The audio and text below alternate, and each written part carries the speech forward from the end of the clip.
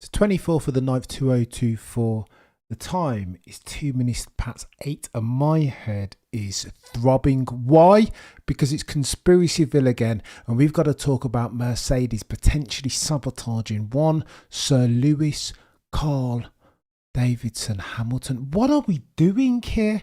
My head hurts. I don't want to talk about this, but we've got to talk about it. Now, do I believe for a second that there is such a thing called agency and that Mercedes are actively, positively incentivized to have King George Russell, first of his name, beat one Sir Lewis Hamilton in his final season, a grand tour of this most successful of tenures at the boys and girls of Brackley and Brixton? Of course they are incentivized. Why? Because George Russell is the guy. Why would you not want to continue building his momentum? Therefore, why? Of course they would.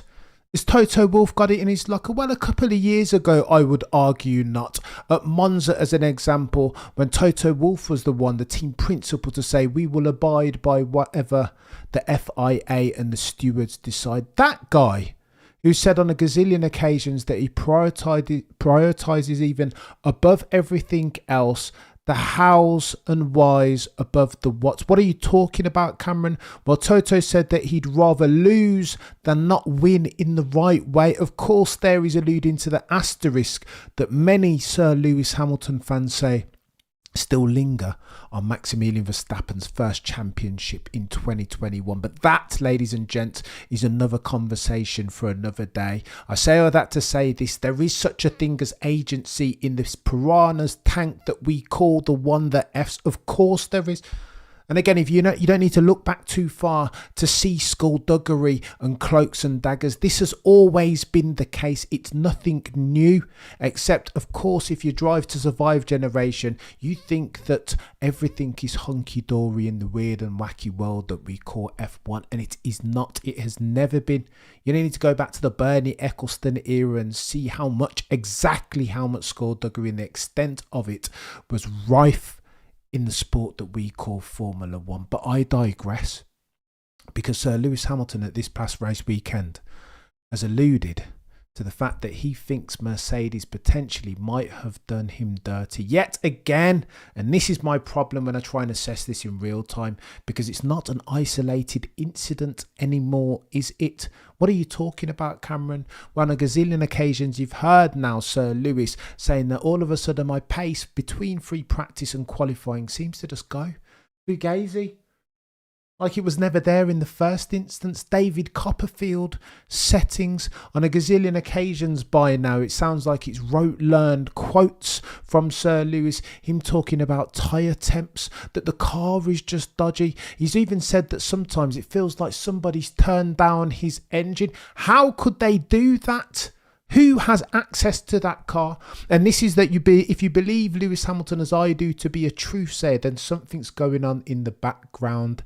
But then the naysayers, the Lewis Hamilton detractors, will say, well, how is Lewis Hamilton a truthsayer? He told you that he was going to be a lifer at Mercedes, only to go and then sign a contract with the red team. And this is where I struggle. Because again, once upon a time, as far as Toto, the boy who cried wolf, I was invested in his truth value. Never would he do me wrong. And then I go and read Ross Brawn's book and find out that he's a backstabber and a two-faced one. This is Ross Brawn talking about Toto, the boy who cried wolf, not I. Infinitely closer to the circumstance was he in his dealings from Brawn, who ultimately became Mercedes as a team. And I say all that to say this: I don't know on which side of this fence I sit. I desperately hope that Mercedes, the boys and girls at Brackley and Brixton, wouldn't treat Sir Lewis Hamilton, 7-time champion, GOAT settings like this. Not use him as an F1 make weight or an F1 flotsam and jetsam or an F1 detritus. Surely not. Not Lewis Hamilton. Yeah, Lewis said that he'd stay and was going to see out his contract, indeed his F1 career with Mercedes, but it didn't work out. Why? Because they didn't give him the contract that he wanted. No ambassadorial deal, no multi-year contract. Too old, they said, 39, soon to be 40 years old. And so Lewis did what he did. And again, this is agency. Of course he's going to go over to Maranello. Of course he is. Breathe some fresh air. tick off one of his bucket lists as far as F1 and life is concerned. Of course he will. Build a brand afresh. This is brand Lewis Hamilton, one of the biggest that we've ever seen in Formula One, lest we forget. Mainstream superstar like no other. And this is why it concerns me. Again, I preface what I'm about to say with this. I desperately don't want this to be true. I don't know.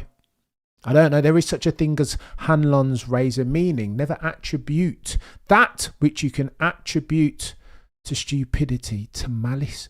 And this might be a case in point of this here. Mercedes haven't been brilliant as far as their strategy nor operational excellence. Indeed, you can argue that they've been the antithesis of what they epitomised and came to characterise during the glory years circa 2014 to 2020. Now, however, new lows, because Lewis Hamilton has said the following. And remember, during the race, he said this: Bono, I don't even know why I'm doing this for.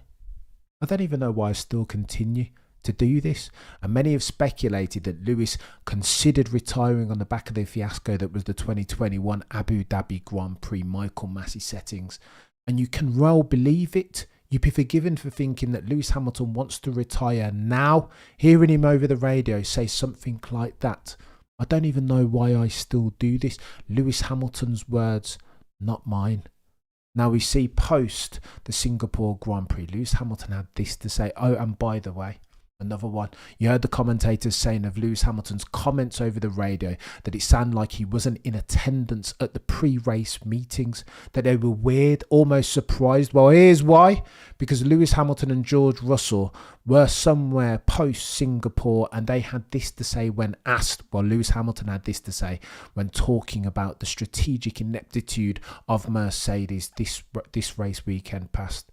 Quote, "We sat in our meeting. We," says Lewis Hamilton, including himself therefore. What are you talking about? He wasn't in the meeting. "We sat in our meeting in the morning of the race.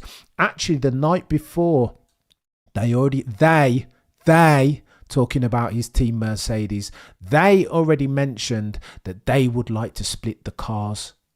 This is what Hamilton said. And for me, I was a bit perplexed by it, because in the past, when we've ever been in that position, normally if George has qualified well, like he normally does, and I'm out of the top 10 or something, then we'll split the strategies. But we were so close, it just didn't make sense. This is Lewis Hamilton talking. "So I battled as hard as I could to go on and fight on the medium.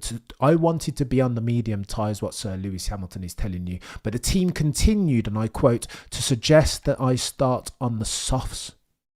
Both Mercedes drivers attempted to keep proceedings light-hearted at this event post-Singapore Grand Prix, sparking laughter as he chimed in with, "When I saw that," so they bloody Nora, catch this. "When they revealed the tyres on the grid, Lewis Hamilton was indeed surprised that he was on softs so hard and fervently he advocated for being on the mediums. When they took off the tyre warmers, however, he was surprised to see that he was on red-labelled soft compound tyres, scrubbed ones at that. When I saw that," says George Russell, King George Russell, first of his name, "I was thinking Lewis will not be happy." Why? Because they were both at the meeting and Lewis had tried to advocate for him starting on not the red-labelled soft compound tyres. Lewis continues, "I was so angry. So already from that moment, before we started the race, I'm frustrated." Now, let's dissect this very quickly. Soft compound tyres make sense for one reason. If indeed there's a safety car, because if there were a safety car early, then just as they didn't have the opportunity to do in Jeddah, they could have run longer, and that could have been a god tier one. Let's imagine that Lewis Hamilton into turn one does manage to pull the overtake on one Maximilian Verstappen. Then it's a different matter, a completely different proposition, and completely different automotive Rubik's cube that they needed to solve for. Maybe then he would have had the upper hand. But this is all retrospective. This is all in hindsight. Everybody can be a god tier Monday morning quarterback. Unfortunately, it didn't happen. And now we get the Sabotage merchants. And I don't know. I will be honest. Lewis Hamilton says he was vexed, fuming, had it up to here. He says, I tried my best to keep up with the guys ahead, but they were just too fast. Our car was rubbish. The tyres, I was on the wrong one. The strategy wrong too. I just tried to make that tyre last as long as I could. But ultimately, I had to stop on lap 17. I knew from that moment that the race for me was done.